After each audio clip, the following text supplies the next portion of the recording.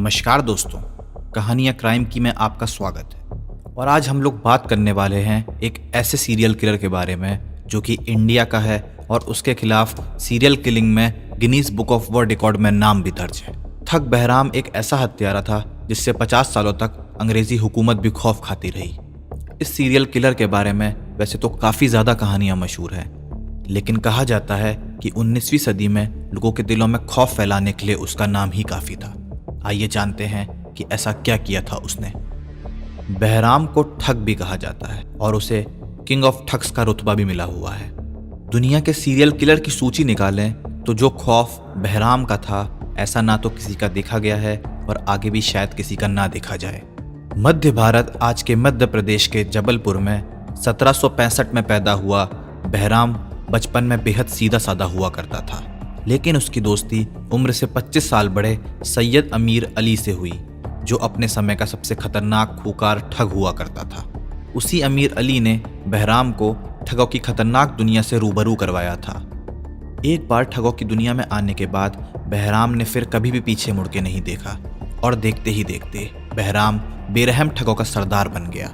बहराम ने जब ठगों की दुनिया में कदम रखा, उसकी उम्र उस वक्त 25 साल थी, लेकिन अगले 10 सालों में उसने इतनी हत्या कर दी जिससे उसका नाम और खौफ दूर दूर तक फैलने लग गया। उस जमाने में बेशक आने जाने और खबरों को इधर उधर पहुंचाने के साधन बहुत ही कम थे, बावजूद इसके बहराम के जुर्म के कारनामों को दूर दूर तक पहुंचने में देर नहीं लगी।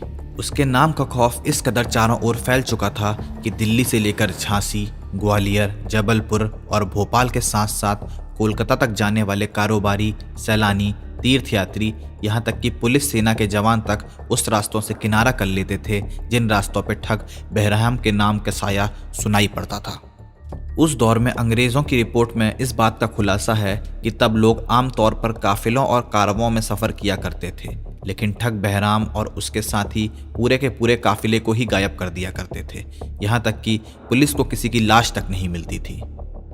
कहते हैं कि बहराम ने करीब 200 ठगों का ग्रुप बनाया था जो पूरे मध्य भारत में फैला हुआ था, और कहा तो ये भी जाता है कि जो एक बार इनके चंगुल में फंस गया, समझ लो जान और माल से हाथ धो बैठा। उसके बाद उसका बचना एकदम नामुमकिन था। जिस दौर में ठग बहराम के जुर्म की हुकूमत थी, उस दौर में हिंदुस्तान में ईस्ट इंडिया कंपनी भी अपने पैर पसार रही थी। ईस्ट इंडिया कंपनी के अंग्रेज अफसर ने अपनी रिपोर्ट में लिखा कि बहराम ने अपनी पूरी जिंदगी में 931 लोगों की हत्या की। हत्या करने का उसका अनोखा तरीका बेहद चौंकाने वाला था। उसके पास एक पीला रुमाल हुआ करता था और एक सिक्का। उसी सिक्के को रुमाल में डालकर वो अपने शिकार का गला घोट दिया करता था। इधर ठग बहराम और उसके गिरोह का आतंक बढ़ता ही जा रहा था, उधर इंग्लैंड में अंग्रेजी हुकूमत के साथ साथ ईस्ट इंडिया कंपनी के अफसरों में भी घबराहट बढ़ने लगी थी। एक अंग्रेज अफसर के रिपोर्ट के मुताबिक साल 1822 से पहले ठग बहराम का पता लगाने के लिए जितने भी अंग्रेज अफसर भेजे गए, उन सभी की हत्या बहराम ने कर दी थी। तब अंग्रेजी हुकूमत ने अपने सबसे तेज तर्रार और चालाक अफसर कैप्टन विलियम हेनरी को हिंदुस्तान भेजा। उनको 1822 में मध्य प्रदेश के नरसिंहपुर जिले का मजिस्ट्रेट बनाया गया था। ठगों के गिरोह के बारे में पता लगाने के लिए स्लीमैन शहर शहर और जंगल जंगल भटकते रहे, लेकिन उन्हें कोई भी कामयाबी हासिल नहीं हुई। तभी ईस्ट इंडिया कंपनी के लॉर्ड विलियम बेंटिक भारत का गवर्नर जनरल बनाकर तैनात किया गया। लॉर्ड बेंटिक का इरादा साफ था कि हिंदुस्तान में अंग्रेज़ों का परचम चारों तरफ लहराना, लेकिन उनके सामने ठग बहराम नाम का एक शख्स की बहुत बड़ी रुकावट थी, जिससे अंग्रेज अफसर भी डरा करते थे। कैप्टन स्लीमान ने पानी की तरह पैसा बहाते हुए अपने मुखबिरों का जाल फैलाया और जल्दी ही उन्हें बहराम उस्ताद के सैयद अमीर अली के ठिकाने का पता लग गया। ब्रिटिश फौज फौरन दबिश के लिए अमीर अली के घर पहुंच गई, लेकिन अमीर अली उनके हाथ से फिसल गया और फरार हो गया। लिहाजा अंग्रेज अफसर ने अमीर अली के परिवार के लोगों को गिरफ्तार कर लिया। कई महीने की जद्दोजहद के बाद आखिरकार 1832 में अमीर अली ने अपने परिवार को बचाने के लिए खुद को अंग्रेज फौज के हवाले कर दिया, लेकिन स्लीमैन को अमीर अली की बजाय ठग बहराम का पता लगाना था। लिहाजा कैप्टन स्लीमैन ने अपने हथकंडों में अमीर अली का मुंह खुलवा ही लिया और ठग बहराम का पता लगा लिया।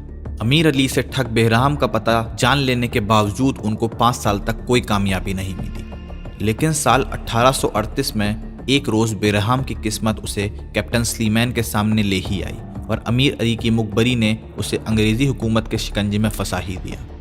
अंग्रेज अफसर अपनी डायरी में लिखते हैं कि जिस वक्त अंग्रेजी फौज ने बेहराम को पकड़ा था उस वक्त उसकी उम्र 75 साल से भी ज़्यादा थी।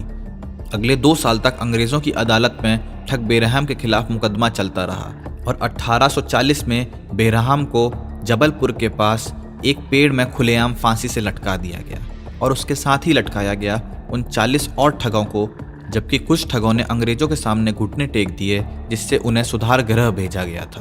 कैप्टन स्लीमैन की रिपोर्ट ने खुलासा किया कि बेरहम के गिरोह में 200 ऐसे ठग थे जो कि हत्यारे थे और ये लोग सिर्फ एक तरीके से हत्या को अंजाम देते थे।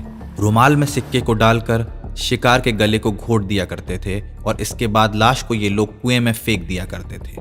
अंग्रेज़ों की डायरी से हत्या की गिनती 931 तक पहुंच गई थी, लेकिन ये भी सही है या शायद आखिर इसकी गिनती ही नहीं है।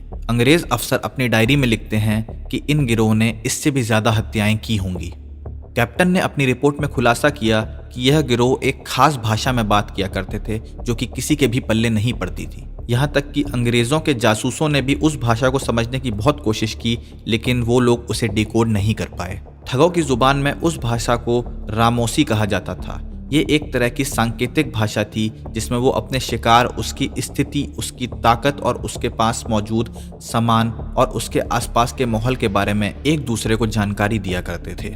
ठगों का यह गिरोह जिस काफिले को लूटता था उसमें से एक मुसाफिर की शक्ल में शामिल हो जाता था, जबकि उसके गिरोह के बाकी लोग कुछ दूरी बनाकर चलते थे। लेकिन जब काफिले के लोग रात में सो जाते तो ये ठग गीदड़ के रोने की आवाज़ से हमले का इशारा करने लगते और एक साथ हमला होने की सूरत में काफिलों के पास बचाव करना नामुमकिन हो जाता और ये लोग अपने पीरे रुमाल और सिक्के की मदद से लोगों का गला घोट देते।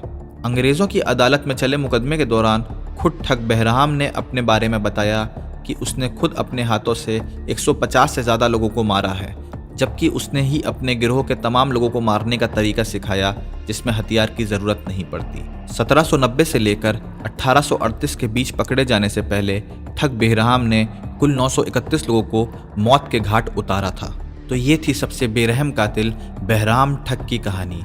उम्मीद है आपको पसंद आई होगी और आप आगे कौन सी कहानी सुनना चाहते हैं कृपया हमको इंस्टाग्राम पे या फिर कमेंट सेक्शन में बताएं। वीडियो को लाइक करें और चैनल को सब्सक्राइब करें। धन्यवाद।